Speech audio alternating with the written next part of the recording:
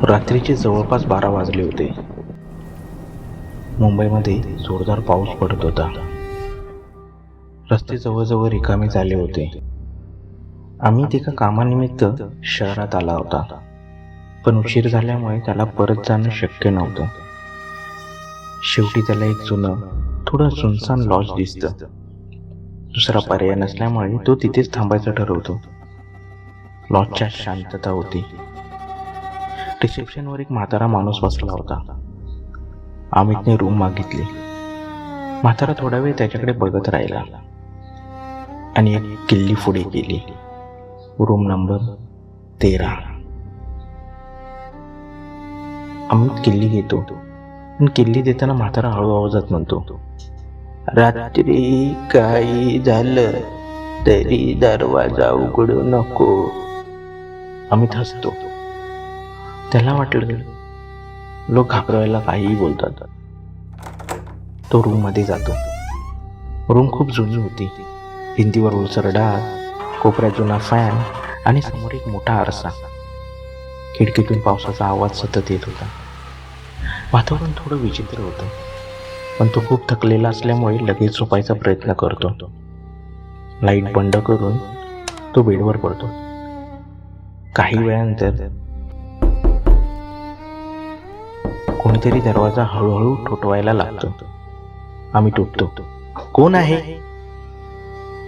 काही उत्तर नाही. तो दरवाजा उघडतो. बाहेर पूर्ण शांतता, कोणीच नाही. कॉरिडॉरमध्ये फक्त पिवळसर लाईट आणि पाण्याचा आवाज. तो थोडा अस्वस्थ होतो, पण परत आत येतो. काही नाही, कदाचित आवाज वाटला असेल. तो पाणी प्यायला उठतो आणि त्याचं लक्ष अचानक आरशाकडे जातं. आरशाच्या मागे कोणीतरी उभं दिसतं. अमितचा श्वास अडकतो.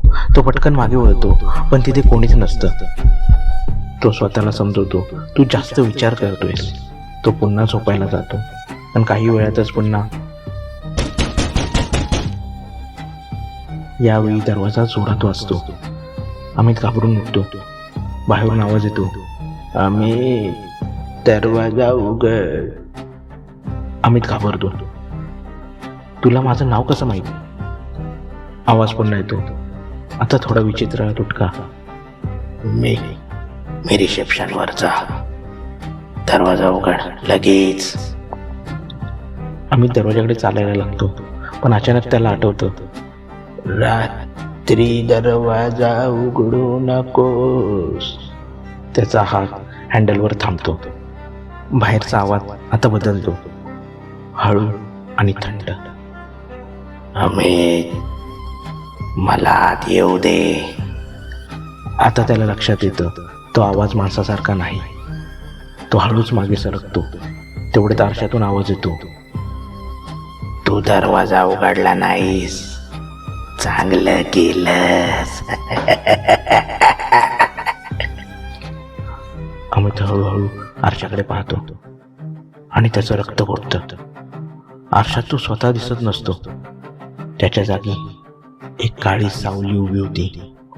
ती त्याच्याकडे बघत हसत होती आणि ती सावली हळूहळू आरशाकडून बाहेर येत होती. अमित किंचाळतो, वाचवा, वाचवा. दरवाजाकडे धावतो, पण दरवाजा आतून बंद होतो. खिडकी आपोआप आपटायला लागते. लाईट बंद होतात आणि शेवटचा आवाज येतो, आता तू बाहेर जाऊ शकत नाहीस. दुसऱ्या दिवशी सकाळी रिसेप्शनवरचा म्हातारा वर येतो. तो दरवाजा उघडतो. रूम पूर्ण रिकामी असते. अमित गायब असतो, पण एक गोष्ट वेगळी असते.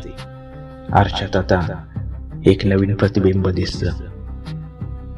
अमित उभा असतो आणि तो मदतीसाठी ओरडत असतो, वाचवा, वाचवा, मला बाहेर काढा, मी अडकलो इथे.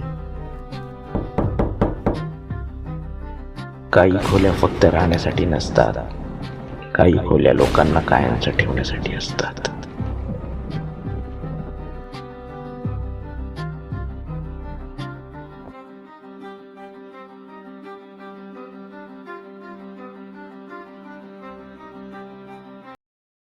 कसा वाटला व्हिडिओ तुमचे मत कॉमेंटमध्ये नक्की सांगा. नवीन नवीन व्हिडिओ पाहण्यासाठी चॅनलला लाईक करा, सबस्क्राईब करा आणि बेल आयकॉनवर क्लिक करा. आणि हा व्हिडिओ तुमच्या मित्रांबरोबर शेअर करायला विसरू नका.